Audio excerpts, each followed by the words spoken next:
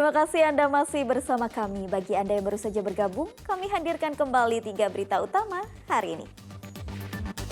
Diduga memeras pelaku pemerkosaan dengan meminta uang puluhan juta rupiah. 7 anggota LSM Barisan Patriot Peduli Indonesia ditangkap kepolisian Resor Brebes. Remaja putri berusia 12 tahun diperkosa hingga hamil oleh 8 orang tetangganya di Banyumas. 4 diantaranya pelaku adalah pria lanjut usia. Atraksi barongsai di stasiun memeriahkan perayaan Tahun Baru Imlek.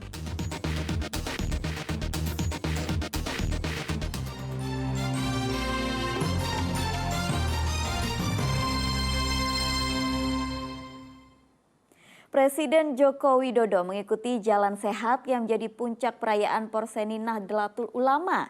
Kegiatan itu diikuti ribuan warga Nahdlatul di kawasan Pura Mangkunegaraan di Kota Solo pada hari Minggu kemarin.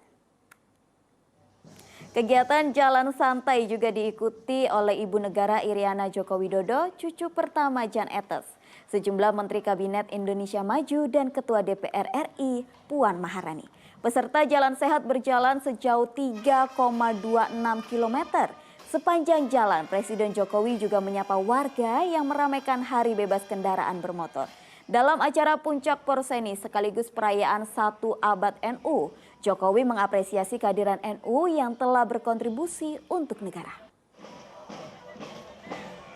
Mengadakan Jalan Sehat bersama-sama ini akan membuat warga Nahdliyin sehat, tetapi juga ini akan membuat seluruh warga negara kita sehat dan negara kalau rakyatnya sehat, negaranya akan kuat.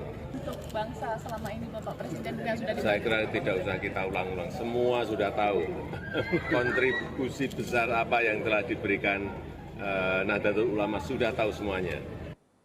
Kita beralih ke informasi lain. Akibat longsor, jalur penghubung Kecamatan Gemawang dan Kota Temanggung terputus. Warga harus memutar sejauh 10 km untuk menuju ke Temanggung. Petugas harus menutup akses jalan di Desa Ngadi Sepi, Kecamatan Gemawang setelah longsor menerjang pada Jumat kemarin. Penutupan jalan karena khawatir ada longsor susulan di lokasi ini. Diduga longsor terjadi karena gorong-gorong tersebut dan sisi jalan tergerus air. Akibat longsor ini, warga Gemawang harus memutar 10 km untuk sampai ke Kota Temanggung. Padahal jika melewati jalan yang longsor, hanya perlu menempuh jarak 1,5 km saja. Di jalan di Ngajepi otomatis harus tutup total karena sudah tidak ada penghubungnya sama sekali. Nggak ada penghubung, nggak ada nggak ada yang bisa dilewati. Kita sepakat tadi dengan teman-teman di Pak Kapolsek Bimo untuk menutup jalan. Dan juga Bu Camat kita biar jalan tidak dilewati. Ya terpaksa teman-teman anak sekolah harus muter 8-10 km. Tadi bisa kita lihat sisa-sisa luapan air melalui jaringan irigasi. Kebetulan ada penyempitan di gorong-gorongnya, gorong-gorong atau jalan yang melewati jalan. 4 orang kakek mencabuli remaja 12 tahun hingga hamil di Kabupaten Banyumas. Tak hanya mereka, korban juga dicabuli 4 tetangganya dengan iming-iming uang. 4 kakek berusia 60 hingga 70 tahun ini ditangkap lantaran mencabuli remaja 12 tahun di Kabupaten Banyumas. Kasus terungkap setelah orang tua korban curiga anaknya telat menstruasi hingga 2 bulan. Saat dites, ternyata hasilnya positif hamil. Korban baru mengaku dipaksa melakukan tindakan asusila oleh para pelaku dengan diiming-imingi uang Rp7.000 hingga Rp20.000. Bahkan pelakunya berjumlah 8 orang yang merupakan tetangganya. Polisi baru memeriksa 5 pelaku, sementara 3 pelaku lainnya melarikan diri. Ini sekitar 8 orang total. Total 3 yang kabur itu? Iya, 3. Dan modusnya sendiri gimana sih? Dan modusnya sama, merayu korban, kemudian memberikan sejumlah uang, kemudian di situ memujuk korban, kemudian melakukan persetubuhan. Jadi masing-masing TKP berbeda, seperti di pelaku pertama itu di rumahnya pelaku sendiri di wilayah Pati Raja. Kemudian ada juga pelaku lain misalnya dibawa ke hotel, salah satu hotel di wilayah Banyumas, kemudian di situ dilakukan persetubuhan. Kini para pelaku dijerat pasal 81 dan 82 Undang-Undang tentang Perlindungan Anak dengan ancaman hukuman 15 tahun penjara. Sementara nasib korban pun semakin memprihatinkan. Ia diminta mengundurkan diri dari sekolah setelah diketahui hamil. Mardianto melaporkan dari Kabupaten Banyumas. 3 penyelundup solar ilegal ditangkap di Kabupaten Demak. Dari tangan mereka, polisi menyita lebih dari 10 jerigen berukuran 1.000 liter lebih solar bersubsidi. Penimbunan solar masih saja terjadi di Desa Karangtowo, Kecamatan Karangtengah, Kabupaten Demak. Polisi meringkus 3 pekerja yang menimbun solar. Para pelaku mengaku mengambil solar dari SPBU daerah Jalan Pantura, Semarang, Demak. Salah satu pelaku yang baru bekerja selama 2 pekan mengaku diupah Rp10.000 per jerigen. 1 jerigen 10.000. Untungnya 1 liter apa 1 jerigen? 1 jerigen saya kerja. Saya sebagian ngangsu, Pak. Saya bikin ngangsu dikasih upah 1 jerigennya 10.000. 10.000. Iya. Terus untung yang lain ada nggak? Kalau untung lain nggak ada saya. Polres Demak kini fokus mengembangkan alur transaksi jual beli solar bersubsidi ini.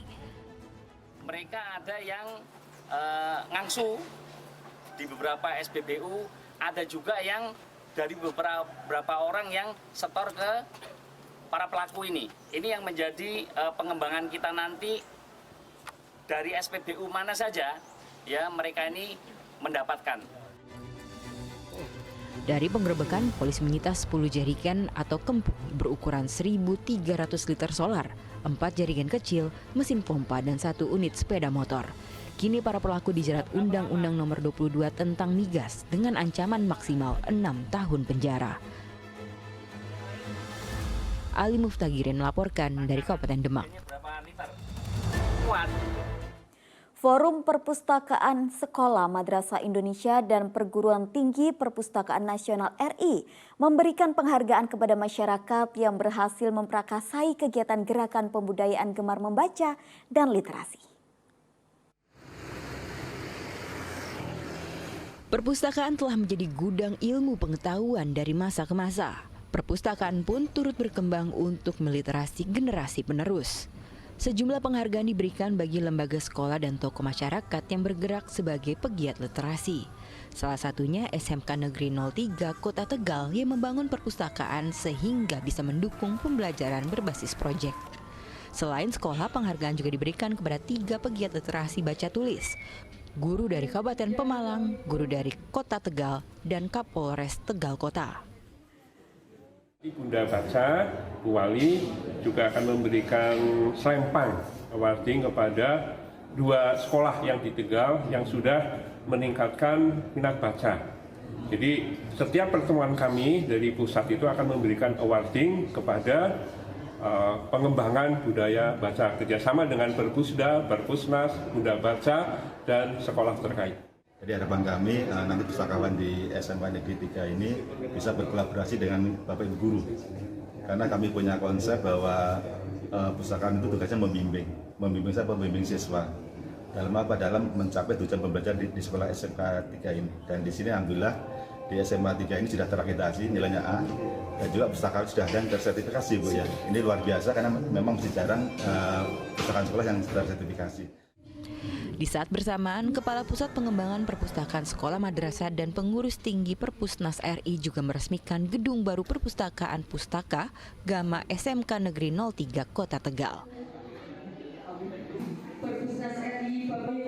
Sugiartono melaporkan dari Kota Tegal.